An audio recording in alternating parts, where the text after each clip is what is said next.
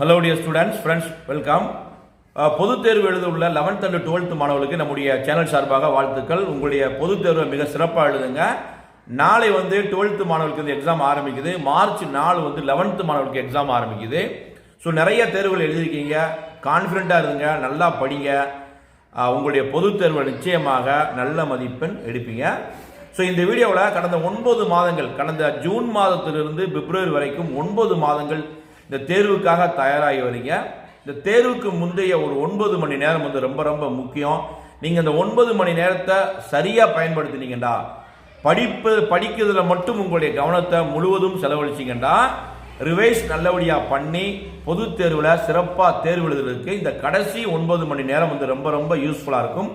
அதாவது தேர்வுக்கு முந்தைய நாள் மாலை ஈவினிங்லேருந்து பார்த்தீங்கன்னா தேர்வுக்குரிய அந்த நாளுடைய மார்னிங் செஷனும் நல்லா படிக்கணும். அப்போ நம்ம எக்ஸாமுக்கு ப்ரீவியஸ் டே ஆஃப்டர்நூன் பார்த்தீங்கன்னா ஈவினிங்லேருந்து நம்முடைய கவனம் முழுமைக்கும் எதில் இருக்கும்னா அந்த பாடங்களை ரிவைஸ் பண்ணுறதா இருக்கணும். அதேமாதிரி நல்லா தூங்கி எழுந்த பிறகு அன்றைய தேர்வுக்கு அதிகாலையில் நம்ம எழுந்திரிக்கணும். ஒரு 4 to 5, ஒரு 5 to 6, அது உங்களுடைய விருப்பங்கள். ஒரு 9 மணி நேரம் நம்ம என்ன செய்யணும்னா கண்டிப்பாக முழுவதுமே நம்ம அந்த பாடங்களை ரிவைஸ் பண்ணாதான் இருக்கணும். ஃபார் எக்ஸாம்பிள் நாளைக்கு 12th மாணவர்கள் தமிழ் எக்ஸாம் எழுத போறீங்கன்னா இந்த 9 மணி நேரத்தில் நம்ம என்ன செய்யணும் அப்படின்னா ஒரு 3 ஹவர்ஸாக என்ன செஞ்சுக்கணும், பிரிச்சுக்கணும். முதல் 3 மணி நேரத்தில் அந்த உங்களுக்கு 8 இயல் இருக்குன்னா அந்த 8 இயல் இருக்கக்கூடிய ஒரு மதிப்பெண் வினாக்கள், இலக்கண பகுதி, இதெல்லாம் என்ன செய்யணும், ஒரு 3 ஹவர்ஸ்க்குள்ள 8 இயல்லையுமே கவர் பண்ணுற மாதிரி ரிவைஸ் பண்ணணும். அடுத்த 3 ஹவர்ஸ் நம்ம என்ன செய்யணும் அப்படின்னு கேட்டிங்கன்னா செய்யுள் பகுதியில் இருக்கக்கூடிய மனப்பாட பாடல்கள், சிறுவினாக்கள், குறுவினாக்கள், உரைநடை பகுதியில் கவர் பண்ணணும். லாஸ்ட் இருக்கக்கூடிய 3 ஹவர்ஸ் என்ன செய்யணும், உரைநடை பகுதியில் இருக்கக்கூடிய சிறுவினாக்கள், குறுவினாக்கள், நெடுவினாக்களை ரிவைஸ் பண்ணணும். ஸோ இந்த மாதிரி நம்ம என்ன செய்யணும், ஒவ்வொரு பாடங்களுக்குமே அந்த கடைசி ஒரு 9 மணி நேரங்கள் நம்ம பிரித்து ப்ராப்பராக ரிவைஸ் பண்ணோம்னா தேர்வு எழுதும் போது நமக்கு கண்டிப்பாக நீங்கள் எல்லா யூனிட்டையுமே கவர் பண்ணியிருப்பீங்க. ஸோ இந்த பாடத்தை படிக்கல, நம்ம அந்த பாடத்தை படிக்கல, புக் பேக் 1 மார்க் படிக்கல, புக்கின் 1 மார்க் படிக்கல, அந்த மாதிரி குழப்பங்கள் எல்லாம் தவிர்த்து முழுமையாக தேர்வில் சிறப்பாக எழுதி மதிப்பெண் பெறதுக்கு ரொம்ப ரொம்ப யூஸ்ஃபுல்லாக இருக்கும். இப்போ நீங்கள் கெமிஸ்ட்ரி, பிசிக்ஸ், பயாலஜி எக்ஸாம்ஸ் எழுத போறீங்க அப்படின்னா என்ன செய்யணும் அப்படின்னு கேட்டீங்கன்னா வால்யூம் 1 and 2 பொறுத்து பிசிக்ஸ், கெமிஸ்ட்ரி, பயாலஜியை பொறுத்தவரைக்கு குறிப்பாக பிசிக்ஸ், கெமிஸ்ட்ரி பார்த்தீங்கன்னா அந்த ஃபர்ஸ்ட் 3 ஹவர்ஸ் நம்ம என்ன செய்யணும், 1 மார்க்ஸ் படிக்கணும். ப்ராப்ளம் ஓரியன்ட் இருக்கக்கூடிய சம்மெல்லாம் ஒர்க் அவுட் பண்ணணும். டெரிவேஷன் கொஸ்டின் ஃபுல்லாக ஒர்க் அவுட் பண்ணணும்.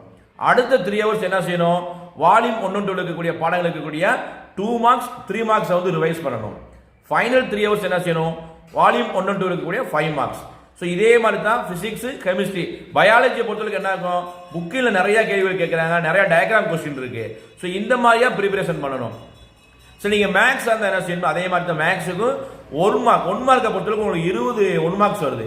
ஸோ அதுக்கு நீங்கள் 3 ஹவர்ஸ் ஸ்பெண்ட் பண்ணுறது தப்பே கிடையாது. அதே மாதிரி தான் 35 மார்க்ஸ் 7 2 மார்க்ஸ் அட்டன் பண்ணணும், 7 3 மார்க்ஸ் அட்டன் பண்ணணும். இதுக்கு ஒரு 3 ஹவர்ஸ் ஒதுக்கணும். 7 5 மார்க்ஸ் அட்டன் பண்ண போறீங்க, அதுக்கு ஒரு 3 ஹவர்ஸ் ஒதுக்கணும். ஸோ இதெல்லாம் உங்களுடைய டைம் மேனேஜ்மெண்ட் தான். மாற்றி நீங்கள் என்ன செய்யலாம், டைமை சேஞ்ச் பண்ணிக்கலாம். ஆனால் கடைசி 9 மணி நேரங்களில் தீவிரமாக நீங்கள் படிக்கணும். ஸோ இன்னைக்கு ஈவினிங்லேருந்து நல்லபடியாக படிக்க ஆரம்பிங்க. நல்லா படிச்சுட்டு நல்லா தூங்கி எந்திரிச்சிட்டு ஏர்லி மார்னிங் எக்ஸாம் அன்னைக்கு ஏர்லி மார்னிங் எந்திரிங்க. அங்கே இருக்கக்கூடிய தேர்வுக்கு முந்தைய ஒரு 3 மணி நேரம் ரொம்ப ரொம்ப முக்கியம். அதையும் ப்ராப்பராக படிக்கணும். இந்த மாதிரி ஒவ்வொரு பாடங்களையுமே படிக்கணும். ஸோ காமர்ஸ், அக்கௌண்டன்சி, எக்கனாமிக்ஸ் எந்த குரூப்பாக இருந்தாலும் நாளைக்கு எக்ஸாம்ஸ் இருக்குன்னா இன்னைக்கு ஈவினிங்ல இருந்தே ஒரு 9 மணி நேரத்தில் படிப்பில் மட்டும் கவனம் செலுத்துங்க. ஒவ்வொரு பகுதியாக ரிவைஸ் பண்ணுங்க. 1 மார்க், 2 மார்க், 3 மார்க், 5 மார்க், அதனுடைய அடிப்படையில் ப்ராப்பராக நீங்கள் ரிவிஷன் பண்ணீங்கன்னா தேர்வில் மிக சிறப்பாக எழுதலாம். ஸோ நம்ம ஏன் கன்ஃபியூஸ் ஆயிரும், நம்ம 2 மார்க்ஸ் படிச்சுக்கலையோ, புக்கின் படிக்கலையோ, புக் பேக் படிக்கலையோ, இந்த யூனிட் படிக்கலையோ, இந்த குழப்பங்களை தவிர்த்து ஆல்ரெடி நீங்கள் படிச்சிருக்கீங்க. Half yearly exam, revision exam நிறைய முழுமையான பாடத்திட்டத்தில் தேர்வுகள் எழுதியிருக்கீங்க. இப்போ ஃபைனலாக பப்ளிக் எக்ஸாம் எழுத போறீங்க. கடைசி நேரத்தில் எப்படி ரிவைஸ் பண்ணுறது, அந்த குழப்பத்தை தவிர்ப்பதற்கு தான் ஃபைனலாக ஒரு 9 மணி நேரத்தை நம்ம சூஸ் பண்ணி வச்சுக்கிட்டு அதையும் ஒரு 3 ஹவர்ஸ் நம்ம ஸ்பிளிட் பண்ணி படிக்கும்போது பாடங்கள் முழுமைக்கும் கவர் பண்ணிடலாம். நல்லபடியாக ரிவைஸ் பண்ணுங்க. நாளைய தமிழ் தேர்வுகளை சிறப்பாக எழுதுங்க. 11th மாணவர்கள் மார்ச் 4ஆம் தேதி தமிழ் எக்ஸாம் எழுத போறீங்க.